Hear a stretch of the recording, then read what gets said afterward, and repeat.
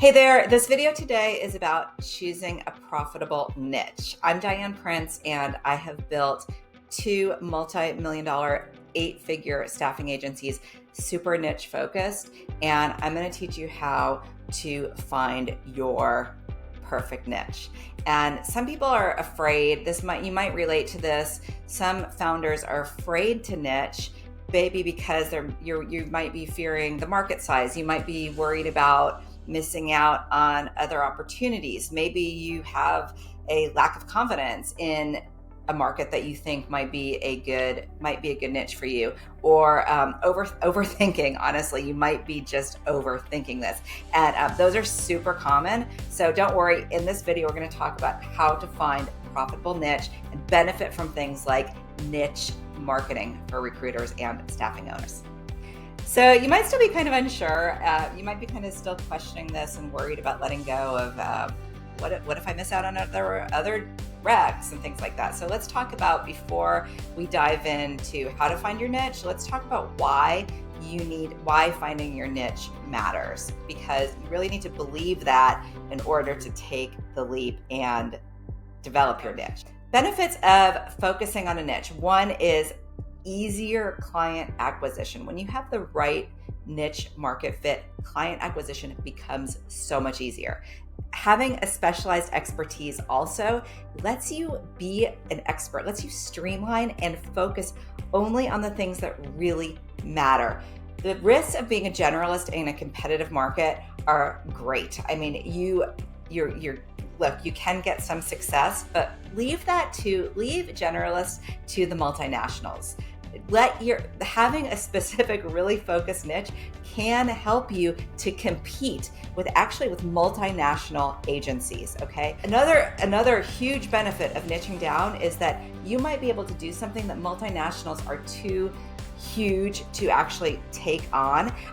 When I sold my first company to a public staffing agency, one of the reasons was because they were so interested in adding my niche to balance out what they were already doing. So now, if you're convinced that you need a niche, you might not even be convinced, but take it from me, just try it and see what happens, because once you have that, things start clicking into place once you have niche market fit. Okay, let's talk about finding a niche in the market, and I'm going to share with you my 9-step process to find profitable niches for recruiters. Okay, and this is going to include figuring out the market demand for recruiting niches, figuring out how to get clear on your target audience, and how to leveraging expertise, either expertise you already have or expertise that you're going to be able to gain. Okay, I did not have expertise in my niche when I started, but I had some connections. I had kind of a warm entry because of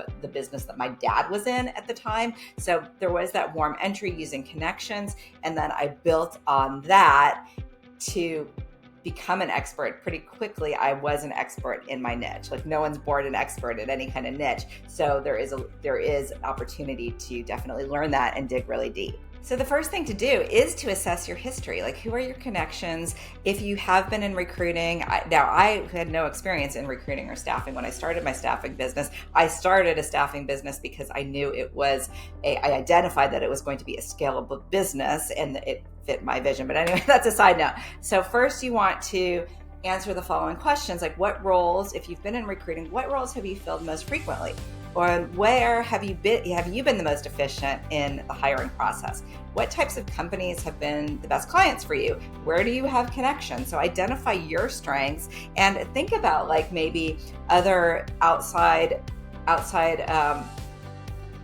people you might know, people who might be in your network, where you might be able to identify niches that people haven't tapped into yet. So don't just look at where successful niches are. Also look at where might you even be able to create a niche, because you can do that, like I did. Step 2 is understanding the market demand. Okay, so even if you're an expert in something, it doesn't mean that there's a market demand. So you can look at a few things in order to figure out if there's market demand, and really you're not even going to be able to know it until you actually test it. But one way to keep up to date on trends is subscribe to staffing industry analyst newsletters. If you're not a member, you're not going to get, like, some things are going to be paywall, but you can get a lot of information from staffing industry analysts. Okay. And you want to look at things like, a formula is looking at the number of job openings, number of new candidates that are available. You can search that on things like LinkedIn. You can even use Navigator for that, or Recruiter. You can use Juicebox for understanding, like, what new candidates are out there. You want to look at how many qualified past candidates are actually available in your industry. How many unemployed candidates? You can figure out these things by looking at people looking for work on LinkedIn, for example. And what is a typical, what competitors are out there? Is there any evidence that this is going to work in staffing or recruiting? And who are your connections? Do you have any kind of low-hanging fruit in this niche? We'll talk super quickly about evaluating your competition, because I'm not a big fan of focusing on your competition, because you can do things differently. So when I started, my niche was title insurance, like super specific, people who wrote the title policies. We did not deal with anyone who was external facing, like sales facing in title, just the technical people that were writing title policies. And then we expanded from there. So if you think that your niche is too small, don't worry about it, because you don't need a giant. I built a business. We got to $1 million weeks. We had 600 to 800 temps out at any given week in 2 businesses that I built. Okay, just from that, like, super micro niche, and then we added escrow and mortgage staffing. Okay, so when we first started, our competitors were generalist staffing agencies, because there were very few niche specific agencies that we knew of. There were tiny ones, which was funny because we were tiny too. We were just 2 people, but we took the approach of, like, oh, those are just mom and pops. We had this vision that we were going to become a national agency, which we did. So point of this is, look to see, you kind of want to, it helps to see if there is some evidence of this working, but also don't get too caught up in if there are competitors. And an example of is successful when you do have a competitor is the second business that we started. We had already sold to a public company who then sold to Kforce, and Kforce was operating our niche actually under our old name. It was called OnStaff, and they ran as Kforce OnStaff for years doing title insurance.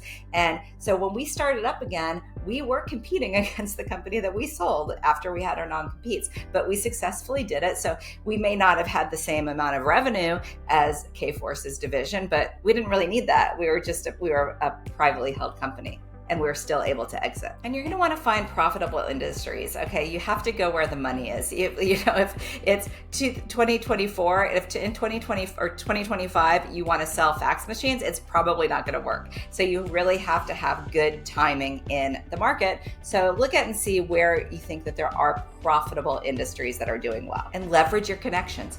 Always be looking at how easy can you make this for yourself. Okay, sometimes people think that connections are like some kind of like unfair, but look at where you actually have connections, how you can make the most of your existing connections. Step 6 is to validate your client needs. Okay, so there's no substitute for testing the market. I don't care if you're out there doing surveys. I'm not a huge fan of surveys or asking people's opinions.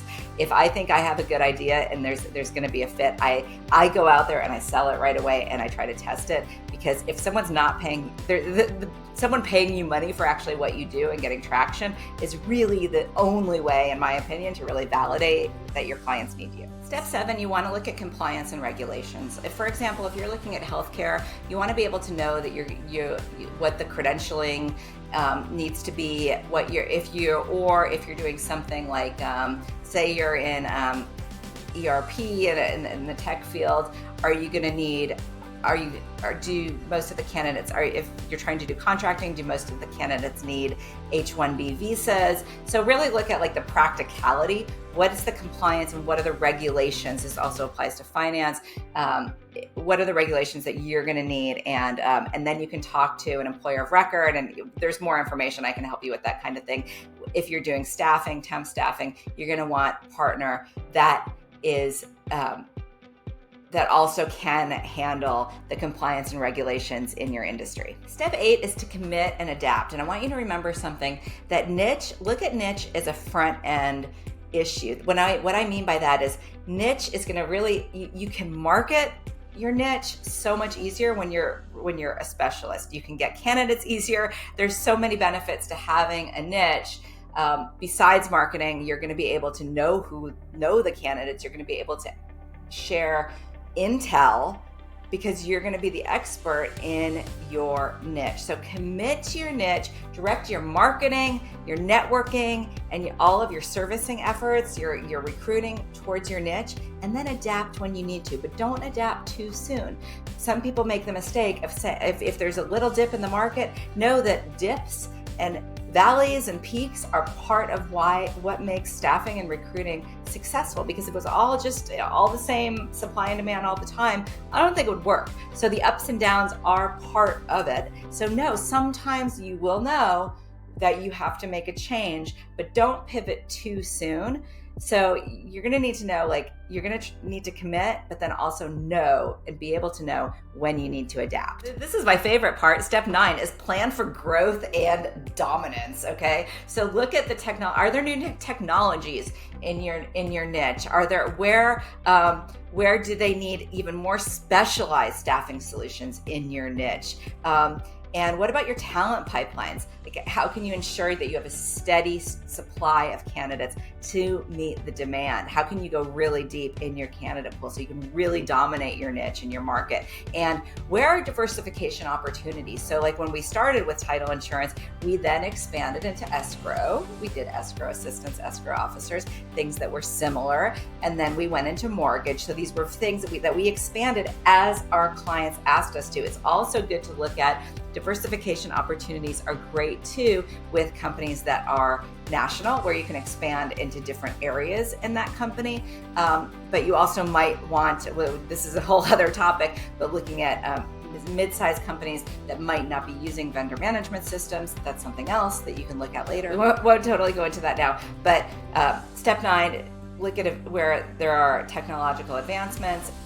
Look at your talent pipelines and where there could be future diversification opportunities. Let's talk about common fears about niching down, okay? And one is, biggest fear I hear is, what if I'm limiting my opportunities? And there's a real fear of letting go of being a generalist. And here's the thing, is that you can, even if you're niched, you can accept other business. You don't have to say no. You can decide, but you can only be an expert in one thing. Choosing a profitable niche will totally change your business and make it easier. Why not make things easier? And you really will be able to expand. It might sound counterintuitive, but the smaller your niche, the greater opportunity you have as a small business to really expand. One of my clients, for example, who is niche in the ERP space, if you don't know, it's a space in tech.